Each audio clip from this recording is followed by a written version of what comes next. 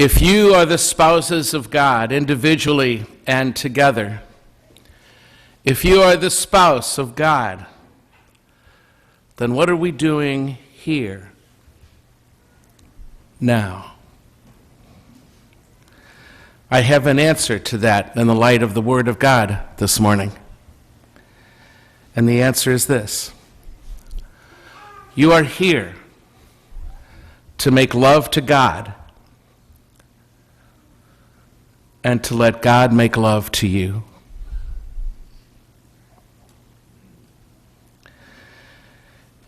As one of our earliest theologians put it, in a metaphor that has withstood the ages but is seldom shared,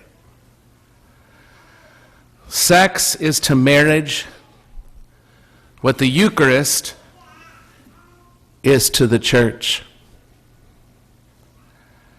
Sex is to marriage what the Eucharist is to the church. I do not say that to shock you or to get your attention. Not at all, not in the least. I say it because it's true. I say it because that is the metaphor from the early church. And from the beginning of the church, practically, the church used the same words to describe the death of Jesus that describes the act of sex and marriage, that describes your moment of Holy Communion with God in this Eucharist. Consummatum est. Those are the words in Latin the church has always used. Consummatum est. It is consummated. It is consummated. When Jesus breathed his last, the words were, "It is consummated," in Latin. It is consummated. Those are the same words the church uses to describe the moment of intercourse and its climax in marriage. It is consummated. The marriage is consummated. Again and again and again, consummated. And when you receive Holy Communion here, your relationship with God in that moment of communion is consummated. Consummatum est. It is consummated. It is finished. This is the truth. The gospel story of Jesus attending the wedding at Cana is a metaphor, really, for the truth that he's attending in that story, metaphorically, our wedding with God. Jesus is attending in that gospel story our wedding with God. This is how Israel understood our relationship with God. You are my spouse, God says in that first reading you just heard. You are my spouse. And from now on, I shall call you my delight. You are my delight. Israel always understood itself as a spouse to God, chosen us as his spouse forever. We have been chosen.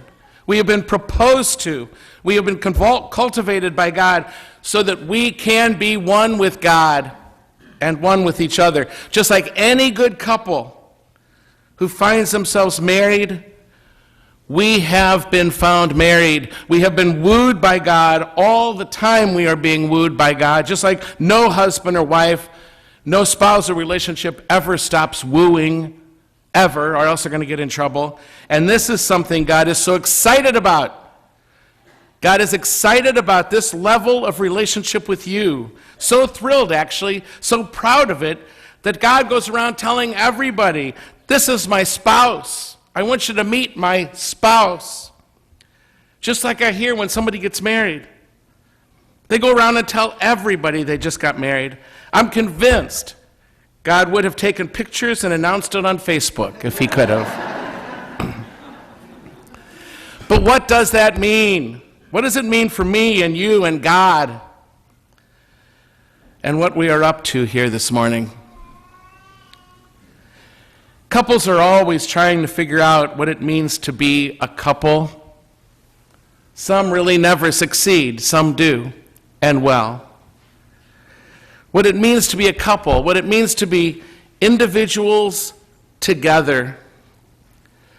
Individual and together. who are indeed one, God and us, each of us and all of us, separate and one, and growing still always into both. As those early theologians who were perhaps not quite so prudish as we might find ourselves to be, they could talk about that. They could say clearly, sex is to marriage what the Eucharist is to the church. What then? What then is sex and marriage, if that metaphor is to hold? And how, for God's sake, is what we are doing here anything like that? Sex is to marriage what Eucharist is to the church. While every act of sex is unique to the couple, to where they are in their lives, whether they are newlyweds, first-timers, young parents, old age, it's always changing. You know that better than I.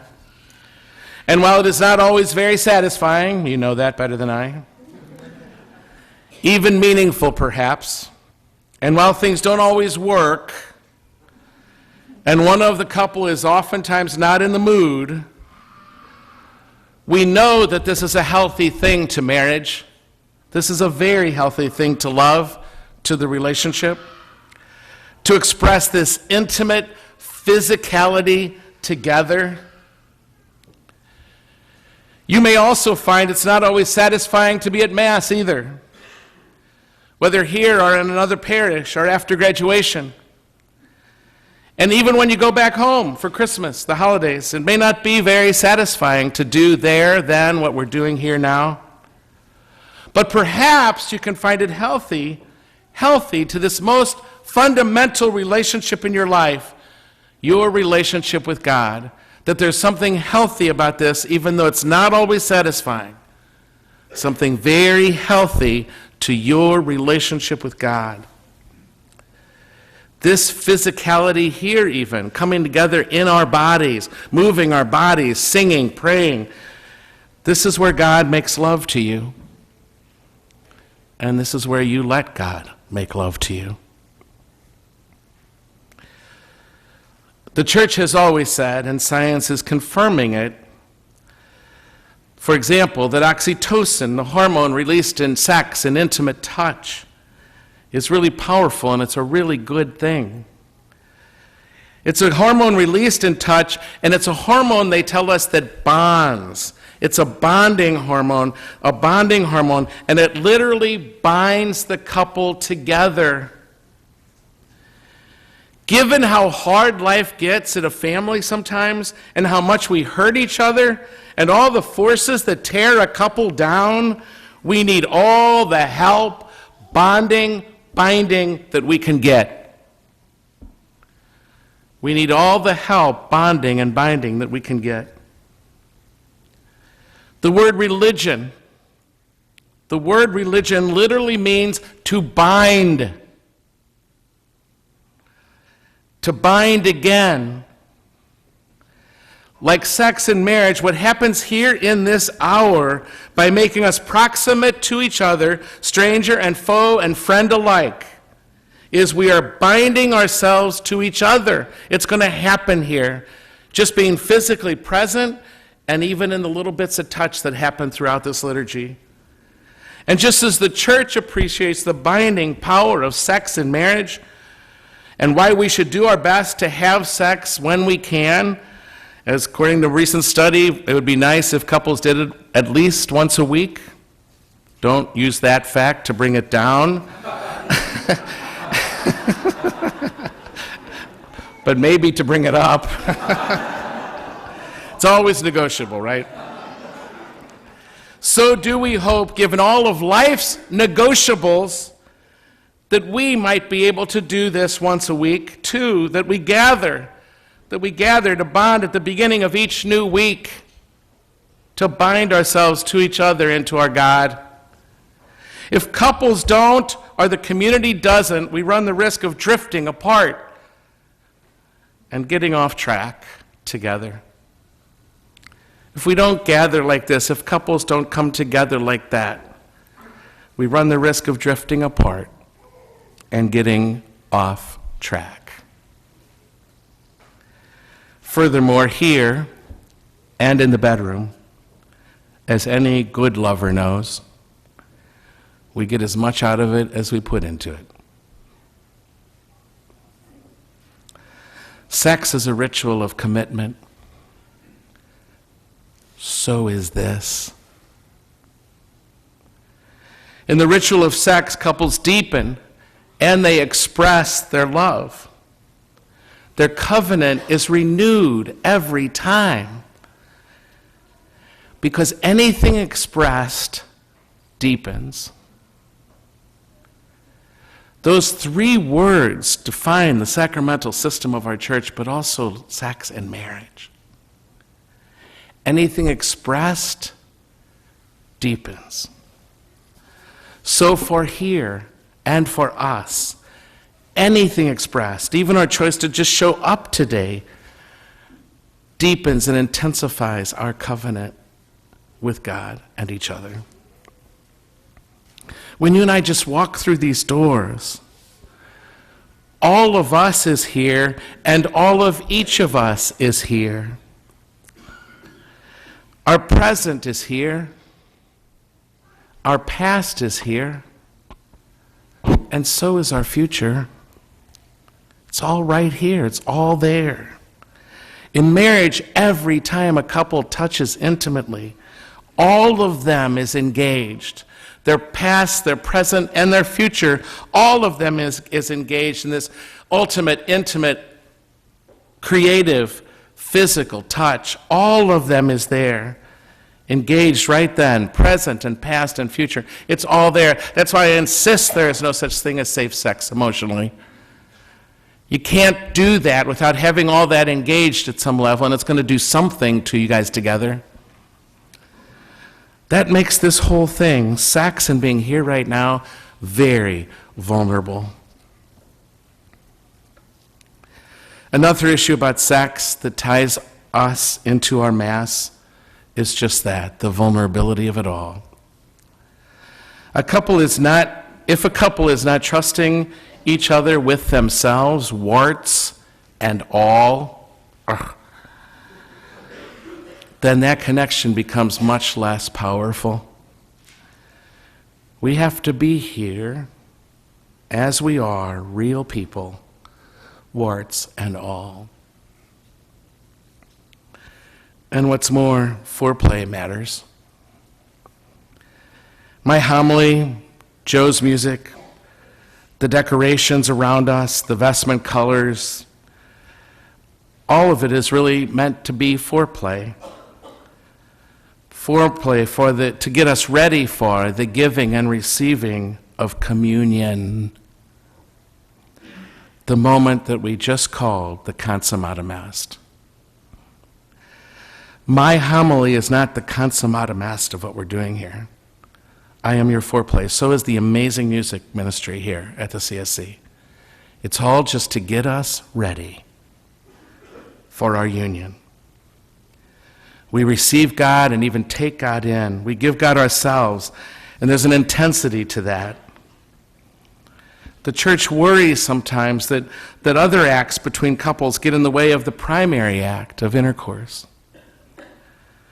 We also worry here at the CSC when what is meant to be foreplay gets in the way of the truly intense moment, the consummatum est, that burning exchange of Holy Communion.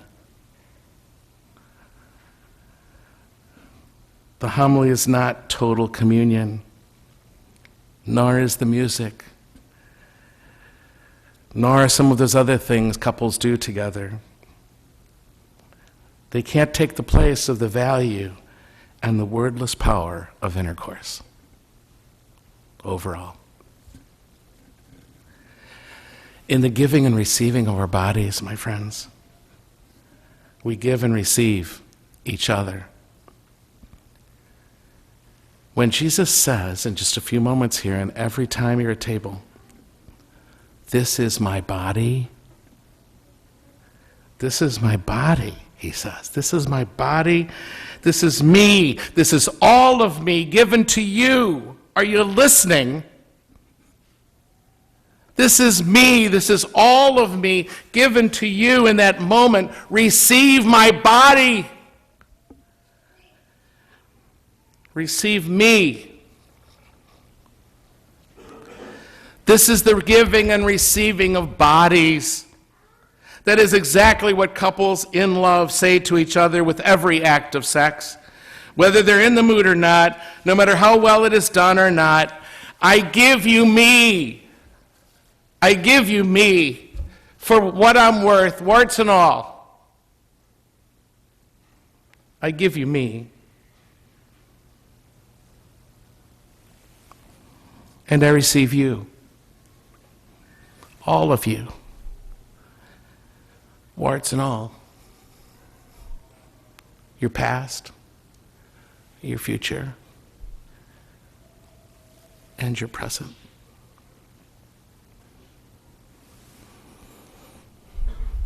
Announce that marriage on Facebook.